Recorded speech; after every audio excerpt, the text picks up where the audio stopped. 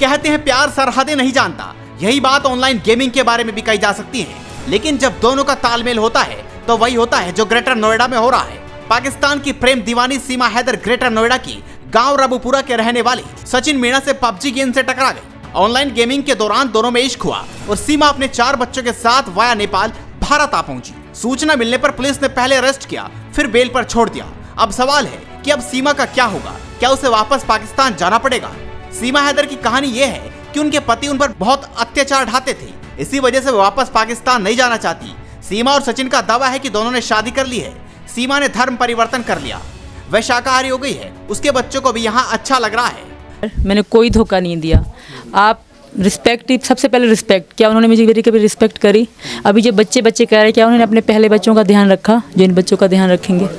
यही बात, उन पहले बच्चों ने उनके स्कूल का मुंह नहीं देखा, तो ये बच्चे स्कूल कहाँ जाएंगे? लेकिन आप वो बच्चों की बात कर रहे हैं कि मैं बच्चों की परवरिश करूंगा, क्या बच्चे आप वापस देंगे उनको या अपने पास? वो बच्चों की डिसीजन है, छोटे हैं या बड़े। अगर उन्होंने प्यार दिया होगा तो जाएंगे इनके पास। अब अगर बच्चे इनके पास जाते हैं, मैं मना नहीं करती। अगर बच्चे नहीं जाएंगे तो नहीं जाएंगे, अगर जाएंगे तो मैं मना नहीं करती। बाकी मैं कभी भी नहीं जाऊंगी।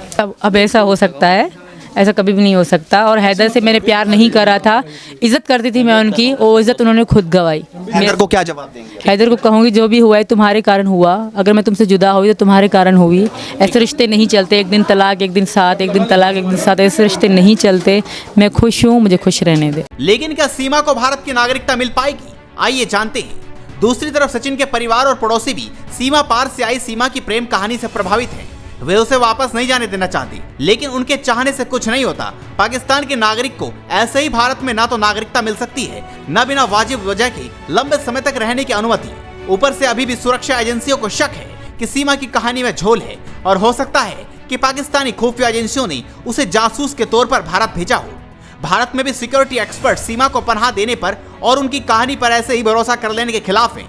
यूपी के पूर्व डीजीपी विक्रम सिंह इसे सुरक्षा में बड़ी चूक बताते हुए कहते हैं कि सीमा का नार्को और लाइट डिटेक्टर टेस्ट होना चाहिए। उनका कहना है कि पाकिस्तान से जो महिला पबजी मोहब्बत के नाम पर एनसीआर में आई है, वह आईटी एक्सपर्ट है। ऐसे में इस पाकिस्तानी महिला राजधानी दिल्ली के नजदीक आना एक बड़ी साजिश का हिस्सा हो सकता है। पुलिस और एजेंसियों को ये पता करना चाहिए यहाँ तक आने में महिला की किसने मदद की और उसकी किन किन लोगों से बातचीत है, उसने सिम कार्ड क्यों तोड़ी। वहीं देश के मौलानाओं का इस मामले पर क्या कहना है, आइए आपको वो भी सुनाते हैं। सीमा ने एक बात तो की है कि वो तो अगली बात है, अगले प्रकरण क्या हैं जो खुलेंगे। हमारी एजेंसियां और हमारा राष्ट्रीय जो हमारा तंत्र है वो बहुत मजबूत है, वो तो बाद में सारी चीज़ें आएंगी। मगर एक बात ज़रूर है कि सीमा ने पाकिस्तानी जो सीमा है उसे पार करके साबित कर दिया कि मोहब्बत को और प्यार को सीमाओं में नहीं बांधा जा सकता। वो अलग बात है कि वो कानूनी तौर से उसने गलत किया है कि एक मुल्क से दूसरे मुल्क में आने के लिए जो कानूनी प्रक्रियाएं हैं उनका पालन होना चाहिए। और ये भी ज़रूरी है कि इंसान उन तमाम चीज़ों को मलहूज़ खातिर रखे कि जो उसके ऊपर लाजिम है। यानी दो मुल्क अलग अलग हैं और दोनों मुल्कों की अलग अलग उनके अपने कानून हैं, उन कानूनों का उल्लंघन नहीं करना चाहिए। उसके उल्लंघन करने की बिना पर वो जेल में भी गई और अब हमारे जो प्रशासनिक व्यवस्था है उसने उन्हें ज़मानत दी है और वो दोनों अपनी बातें कर रहे हैं और अलग अलग मीडिया से भी बहुत सारी चीज़ें निकल करके सामने आ रही हैं। ये बहुत संवेदनशील बात है कि एक मुल्क की नागरिक हमारे मुल्क में आती है तो क्योंकि जो कानूनी प्रक्रियाएं हैं उनका पालन नहीं किया गया है।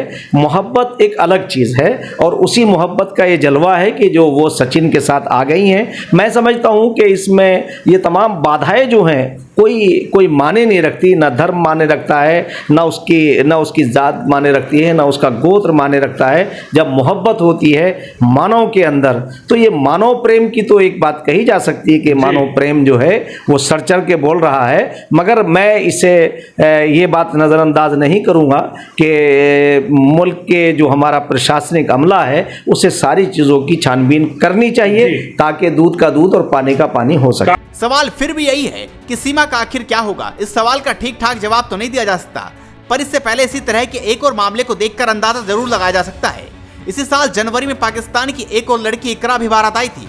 उसे ऑनलाइन लूडो खेलते हुए भारत के मुलायम सिंह नाम के एक युवक से प्यार हो गया था। वह भी इसी तरह नेपाल के जरिए भारत पहुंची थी। सीमा और इकरा में समानता ये है कि दोनों ने ही नेपाल में शादी की थी। इकरा भी बार बार गुहार लगाती रही कि उसे वापस पाकिस्तान न भेजा जाए, लेकिन उसे भारतीय एजेंसियों ने पाकिस्तान डिपोर्ट कर दिया और वह फरवरी 2023 में पाकिस्तान भेज दी गई। इस आधार पर सीमा की किस्मत भी बहुत कुछ इसी तर्ज पर तय हो सकती है। इतना ही नहीं, सीमा की कहानी में इतने झोल हैं कि फिलहाल उसका केस कमजोर ही लगता है।